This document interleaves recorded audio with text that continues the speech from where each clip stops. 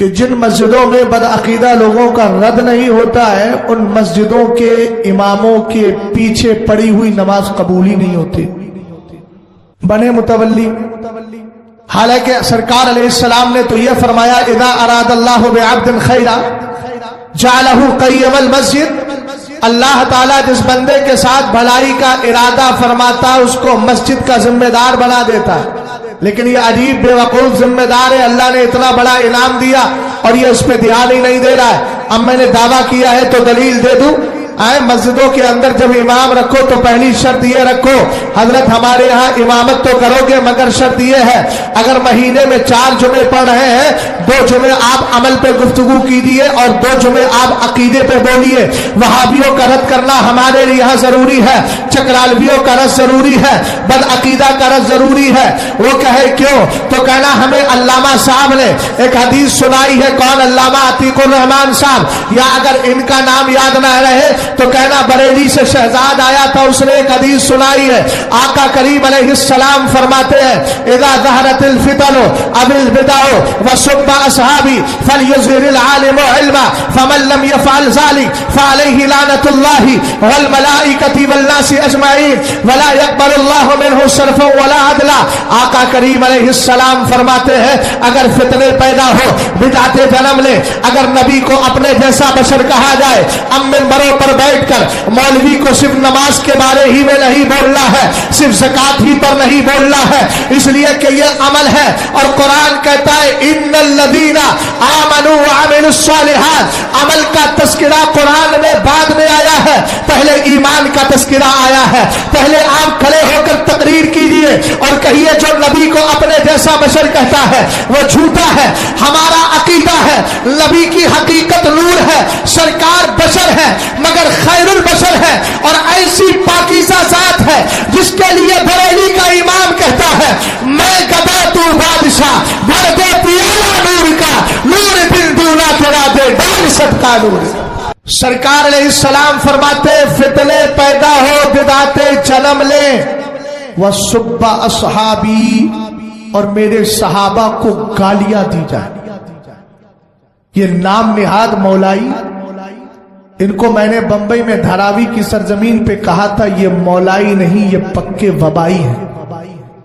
جہاں جاتے ہیں عقیدے پر وبا آ جاتی ہے، مصیبت آ جاتی ہے، سمجھ گئے؟ مولائی در حقیقت شان مولائے کائنات بیان کرنے والے اور سچی محبت کرنے والا اگر کوئی ہے تو اسی کو مسلک اعلی حضرت کہا جاتا ہے اور اس کے ماننے والوں کو سچا سنی کہا جاتا ہے۔ توجہ ہے نا؟ سرکار نے ارشاد فرمایا میرے صحابہ کو گالیاں دی جائیں۔ حضور اگر گالیاں دی جا رہی ہے تو مولوی صاحب اپنا منہ بند کر کے بیٹھے رہے، ان کو اپنی امامت بچانا ہے، ان کو اپنا مصلی بچانا ہے، ان کو اپنی نوکری بچانا ہے۔ سرکار علیہ السلام نے فرمایا وَسُبَّ اصحابی، اگر میرے صحابہ کو گالیاں دی جا رہی ہے فَلْيُظْهِرِ الْعَالِمُ عِلْمًا، تو عالم پر فرض ہے، اور یہ بھی بتا دوں یہ فرض کفایہ نہیں ہے، یہ فرض عین کے درجے میں ہے۔ فَلْيُظْهِرِ الْعَالِمُ عِلْمًا، عالم پر ضروری ہے اپنے علم کا اظہار کرے۔ اے میرے آقا اگر علم کا اظہار نہیں کرتا، اس لیے کہ متولی نے کہہ دیا ہے بولنا نہیں، وہابی کے خلاف تقریر مت کرنا، اس لیے کہ میرا داماد وہابی ہے، اور دیوبندی کے خلاف تقریر مت کرنا، اس لیے کہ میرا چچا دیوبندی ہے۔ ہم نے کہا تیرے چچا اور تیرے رشتے جائیں، ہماری دیہاتی زبان میں بولے تو چولہے بھاڑ کے اندر چلے جائیں، ہمیں ایسے رشتے داروں کی ضرورت نہیں ہے۔ یاد رکھ آقا کریم علیہ السلام کا فرمان ہے عالم پر فرض عین ہے اپنے علم کا اظہار کرے، اسی لیے تو اعلیٰ حضرت نے کہا بد مذہبوں کا رد کرنا فرض اعظم ہے۔ اگر کوئی عالم اس فرض اعظم کی ادائیگی نہیں کرتا تو قیامت کے دن پکڑا جائے گا۔ رسول کریم علیہ السلام نے کہا عالم کی ذمہ داری ہے اپنے علم کا اظہار کرے. حضور اگر نہیں کرتا ہے تو فرمایا فعلیہ لعنت اللہ والملائکۃ والناس اجمعین, اس پر اللہ کی لعنت ہے, اس پہ فرشتوں کی لعنت ہے, اس پہ سارے لوگوں کی لعنت ہے. حضور آگے فرمائے آپ نے کہہ دیا نا نماز پڑھنے آئے پیچھے اس امام کے, میں نے کہا جمعے آتا ہے تب بھی سن تیری نماز نہیں, پنج وقت آتا ہے سن تیری نماز نہیں, اس لیے کہ تو نے کیا کہا تھا یہاں وہابی کا رد نہیں ہوگا, یہاں دیوبندی کا رد نہیں ہوگا, یہاں نام نہاد مولائیوں کا رد نہیں ہوگا. تو نے رد سے منع کیا تھا. سچویشن ایسی ہے, کنڈیشن ایسی ہے, کیفیت ایسی ہے. ہم نے کہا یاد رکھ تو آج علی کی شان سننے آیا ہے, تجھے معلوم ہونا چاہیے کہ جب مکی مدینہ شریف کے اندر 3 دن بلوائیوں کا قبضہ تھا, علی نے گھر میں نماز پڑھی, مسجد نبوی میں نہیں گئے, جبکہ 7.5 لاکھ نمازوں کا ثواب کہ آپ کو 3 دن لے جائیں گے تو 7.5 لاکھ نمازوں کا بظاہر لاس نظر آ رہا ہے, مگر علی نے پھر بھی نہ جا کر اور نہ جا کر ہم عقیدت رکھنے والوں کو یہ بتا دیا مسجد بعد میں دیکھنا ہے, صفے بعد میں دیکھنا ہے, مصلی بعد میں دیکھنا ہے, پہلے کھڑے ہونے والے امام کو دیکھ لینا. اگر امام تمہارے عقیدے کا نہیں ہے, مسجد نبوی میں بھی کھڑا ہو تو اس کو مت دیکھنا, مسجد بعد میں دیکھنا ہوتی ہے, پہلے مصطفیٰ کا عاشق دیکھنا پڑتا ہے. رسول کریم علیہ السلام نے فرمایا سنو, اس پر اللہ کی لعنت, سارے فرشتوں کی لعنت, سارے لوگوں کی لعنت. کس پر؟ جو عالم صاحب رد نہیں کرتے, سب کے ساتھ بیٹھ رہے, بڑکی ٹوپی ہے, بڑکے علامہ ہے, علامہ کا ٹائٹل لگا ہے, لیکن حال کیا ہے؟ بولنا مت, سچویشن خراب ہے. اور یہ آج کل جو سچویشن کے نام پر اتحاد کیا ہے نا, اس نے سب سے زیادہ سنیت کا نقصان کرا ہے. نہیں سمجھتے آپ؟ مثال دے دوں, آپ نے دیکھا ہوگا کبھی کبھی سیلاب آتا ہے, سیلاب, اور سیلاب کے ساتھ ساری چیزیں بہہ کر کے آتی ہیں, پانی ختم ہو جاتا ہے, گندگی رہ جاتی ہے. یہ جتنے بھی حالات کا رونا رو کر سچویشن کا نام لے کر کے اتحاد کے نام پہ چلتے ہیں, NRC CA وغیرہ کے حالات جب چلے تھے تو سب نے دیکھا نہیں اتحاد ہے, گھروں میں چلو, بیداری لائیں گے, گھروں میں چلو. یہ اللہ نے مصیبت ٹال دی, لیکن اس کے بعد ان خطوں میں جاؤ جہاں وہابی اور دیوبندی دونوں تھے اور سنی مولوی بھی مل کر کے جا رہے تھے. آج ان سے کہو کہ بھائی وہابی الگ ہے, سنی الگ ہے, تو وہاں کی عوام کہتی ہے مولویوں کا آپسی جھگڑا ہے, NRC میں سب ساتھ کھڑے تھے. ہوتا ہے کہ نہیں ہوتا؟ نقصان ہو جاتا ہے. اب اس کے بعد میں جھیلنا پڑتا ہے کس کو؟ عوام کو. آقا کریم علیہ السلام نے پہلے ہی ارشاد فرما دیا اس پر اللہ کی لعنت, سارے فرشتوں کی لعنت, سارے لوگوں کی لعنت. آقا علیہ السلام آگے کا ارشاد فرماتے ہیں, اب بد عقیدہ کے بھائی بات نہ کرو, تھوڑا دھیان سے سن لو, مجھے معلوم ہے آپ مجھ سے زیادہ معلومات رکھتے ہو, لیکن کم سے کم ثواب کی نیت ہی سے سن لو, بات چیت مت کرو, میں بہت دور تک کا بھی دیکھ لیتا ہوں, اس لیے کہ غوث پاک کا دیوانہ ہونا. غوث پاک تو اس طرح دیکھتے ہیں کائنات کو, وہ 70,000 کو تقریر سناتے بھی تھے, 70,000 کو دیکھتے بھی تھے. میں 70 لوگ نہ صحیح تو 7 لوگ, 7 نہیں تو کم سے کم 7 کا آدھا 3.5 لوگوں کو میں بھی ایک وقت میں دیکھ لیتا ہوں. اس لیے بات نہ کیجیے گا, دھیان سے میری بات کو سنیں. اور یہ ممبر والے ممبران حضرات جو بیٹھے ہیں, ذرا یہ بھی پوری بیداری کا مظاہرہ کریں اور محبت سے بولے. سید صاحب ذرا پیار سے بولیے سبحان اللہ, اور پیار سے بولے. اے تک تک دیدم دم نہ کشیدم والا منظر نہیں چاہیے. ہم الحمدللہ ہمیشہ ڈسچارج نہیں, ہمیشہ چارج رہتے ہیں, اس لیے کہ ہمیں پتا ہے ہمیں اپنی طاقت پر بھروسہ نہیں, مصطفیٰ کی ذات پہ بھروسہ. سبحان اللہ, سبحان اللہ. توجہ ہے, مسجد میں آ کے نماز پڑھنے کے لیے کھڑے ہوئے, کہا پیچھے اس امام کے. متولی صاحب تھے میرے پاگل, پہلے ہی کہہ دیا تھا رد مت کرنا, بالکل نہیں. ہم نے کہے تو کر ہی نہیں رہا ہے, تو سرکار کی حدیث بولی ولا يقبل اللہ منہ صرفا ولا عدلا, اللہ نہ اس کی فرض قبول کرتا ہے نہ نفل. کیا کہا میرے نبی نے, کیا فرمایا؟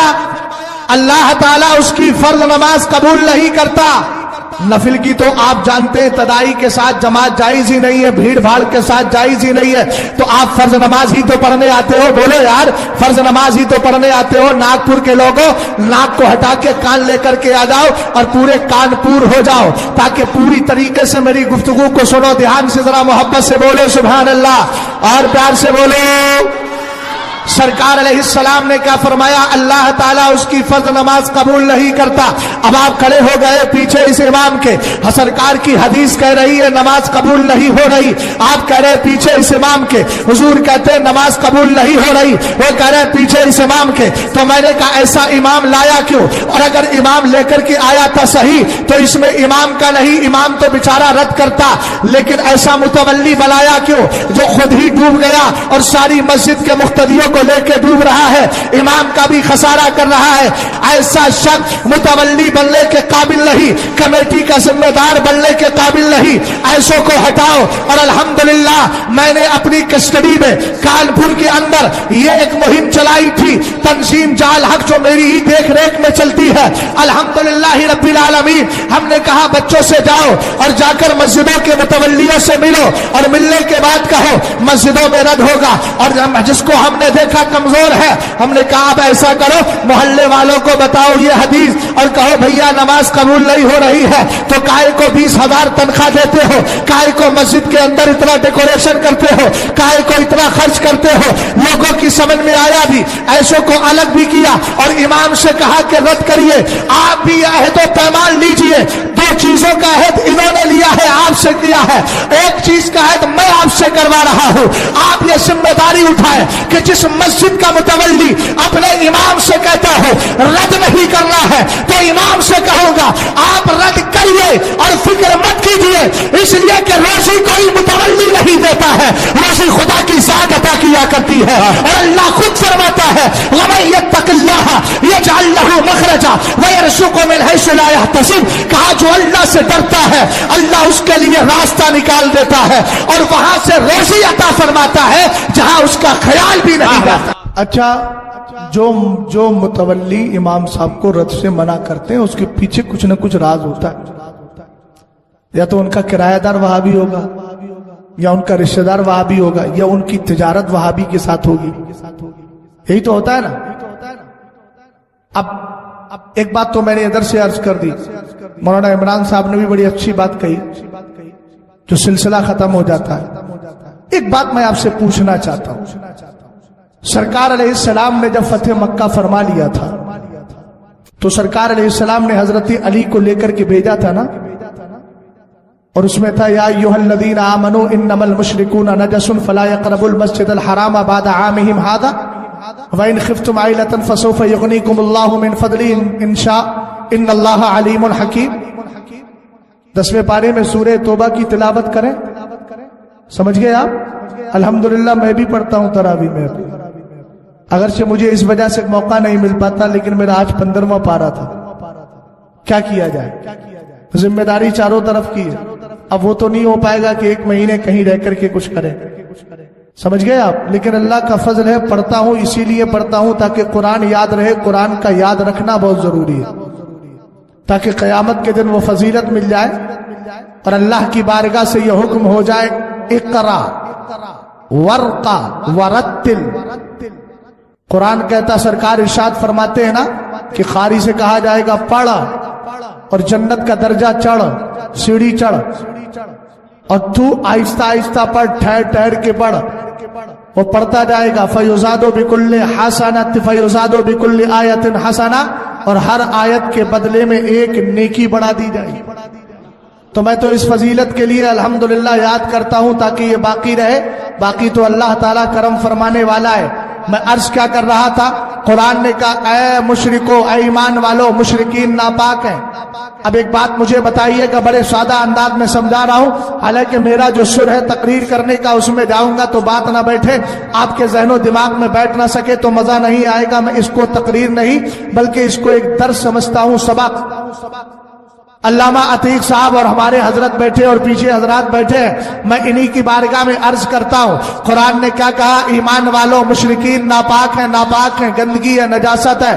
اب میں ایک بات آپ سے پوچھنا چاہتا ہوں، ایک مشرک ہے، اس نے شاندار جبہ پہنا اور اوپر سے ٹوپی بھی لگا لی، اور اس نے لگایا عود کا شاندار کیا عطر لگا لیا، اور ایسی خوشبو ہے صاحب 50 نہیں بلکہ 40-60 ہزار روپے تولہ کے حساب سے وہ عطر ملتا ہے۔ اس نے پورا جسم معطر کیا، اور معطر کرنے کے بعد یہ آ گیا، اب آپ کی مسجد میں آ کے کہتا ہے، دروازے پہ کھڑے ہو کے، مولانا صاحب مجھے جانے دو۔ یہ مکہ شریف چلا گیا اور کہنے لگا حرم میں مجھے انٹری دو، اس لیے کہ قرآن نے کہا ہے ایمان والے مشرک ہیں، اے ایمان والوں مشرکین ناپاک ہے، لیکن دیکھو میرے جسم پہ کہیں ناپاکی نہیں، میں نے تو عطر لگا لیا ہے، میں نے تو خوشبو لگا لی ہے، میرے جسم سے خوشبو آ رہی ہے۔ بولو اب بھی اس کو پاک کہو گے کہ ناپاک؟ اس کا مطلب یہ ہے کہ ناپاکی سے مراد یہاں عقیدے کی ناپاکی۔ قرآن نے کہا وہ ناپاک ہے، ہم نے کہا وہ تو عطر لگا کے آ رہا ہے لیکن پھر بھی ناپاک، تو آپ کہیں گے یہاں پر جسم کی ناپاکی نہیں۔ کافر اگر عمدہ لباس بھی پہن لے، اگر اشاروں میں سمجھ جاؤ 10 لاکھ کا کپڑا بھی پہن لے، تب بھی ناپاک ہی ناپاک رہے گا۔ ذرا توجہ فرمائیے گا، ہم نے کہا یہ عقیدے کی ناپاکی ہے، اس لیے کہ وہ ایک خدا کو چھوڑ کے نہ جانے کس کس کی پرستش کرتا ہے، اس لیے اس کو ناپاک کہا گیا۔ میں نے کہا جب ادھر ناپاکی بد عقیدگی کی ہے تو اگر کوئی سرکار کی گستاخی کرتا ہو وہ بھی ناپاکی ہے کہ نہیں؟ ہم نے کہا کہ جب اس ناپاکی کی بنیاد پر مسجد سے روکا جا رہا ہے تو اس ناپاکی کی بنیاد پر بھی مسجد سے روکا جائے گا۔ نہیں سمجھے؟ اگر خدا کو کوئی ایک نہیں مانتا تو ناپاک ہے، اور سرکار کی گستاخی کرتا ہے تو ناپاکی دونوں برابر۔ اور جب دونوں برابر ہیں قاری صاحب تو پوسٹر بعد میں دیکھیں گے، پہلے ادھر دیکھ لیں۔ اردو کو دوبارہ مطالعہ کرنے کی ضرورت نہیں ہے، وہ جس وقت چاہیں گے اس وقت پڑھ لیں گے، ایسا نہیں کہ پہلے سے عبارت دیکھنا ہے پھر اعلان کرنا ہے۔ قاری صاحب عبارت دیکھ رہے ہیں کہ مجھے اعلان کرنا ہے تاکہ صحیح پڑھ لوں، ایسا کچھ نہیں ہے۔ اب تھوڑا دھیان سے سن لیجیے، ناپاکی دونوں ایک طرح کی ہو گئی نا۔ سرکار علیہ السلام پر اترنے والا قرآن کہتا ہے ان کو مسجد کے قریب مت آنے دو، اور ادھر بھی کہا جائے گا ان کو مسجد کے قریب مت آنے دو۔